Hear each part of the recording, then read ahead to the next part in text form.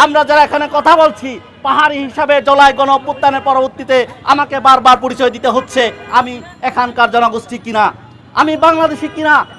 আমরা নিরস্ত ছিলাম, তারা অস্ত্র শস্ত্র নিয়ে ইট পাটকেল ছুঁড়ে স্ট্যাম্প নিয়ে পিটিয়ে পিটিয়ে। তাহলে এই বৈষম্য কেন? আমি বাংলাদেশি কিনা এইটা হচ্ছে আমাকে বারবার প্রমাণ দিতে হচ্ছে।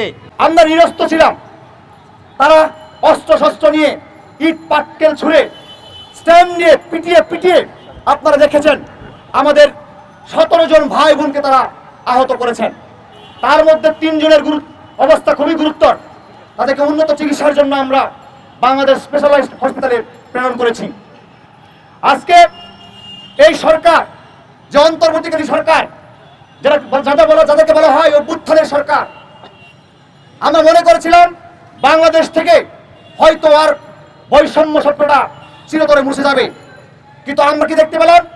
5 আগস্ট পরবর্তীতে আমরা পাহাড়ে দেখেছি সেপ্টেম্বরে, গত বছরের সেপ্টেম্বর মাসে খাগড়াছড়ি এবং রাঙামাটিতে এই স্টুডেন্টস ফর সভারেন্টি তাদেরই গুন্ডা পান্ডারা কিভাবে দিনের দুপুরে আমাদের আদিবাসী ভাই বোনদের উপর হামলা করে হত্যা করেছে, নির্মমভাবে কুচিয়ে কুচিয়ে কেটে তারা কিভাবে আমাদের আদিবাসী ভাই বোনদেরকে হত্যা করেছে, তার ফলশ্রুতি আমরা গতকালও দেখেছি।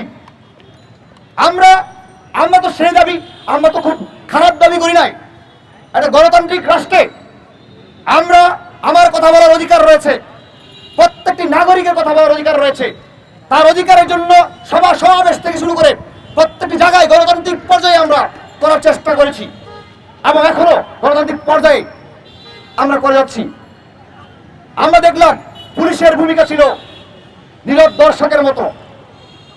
আজকে বলতে চাই, এই অভ্যুত্থানের সরকার, মাননীয় স্বরাষ্ট্র উপদেষ্টা, আপনি এই পর্যন্ত এখনো মিডিয়ার সামনে কিছু বলেন নাই।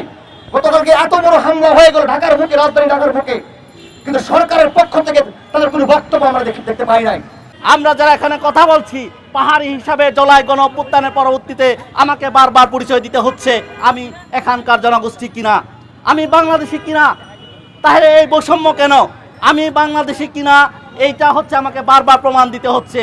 আমি যখন বারবার সম্পৃক্ততার কথা বলছি তারা জোর করে আমাকে বিচ্ছিন্নতার দিকে ঠেলে নিয়ে যাচ্ছে। বন্ধুগণ, আমরা দায়িত্বহীনভাবে বলতে চাই, এই মুক্তিযুদ্ধের পরবর্তীকালীন সময় থেকে যে উগ্র বাঙালি জাতীয়তাবাদ এখানে চেপে বসেছে, জুলাই গণ অভ্যুত্থানের পরবর্তীও তা এখনো বিদ্যমান। আমরা এও দেখেছি বন্ধুগণ, গতকাল জাতীয় নাগরিক কমিটি একটা সমাবেশ করেছে নাম কুয়াশতে।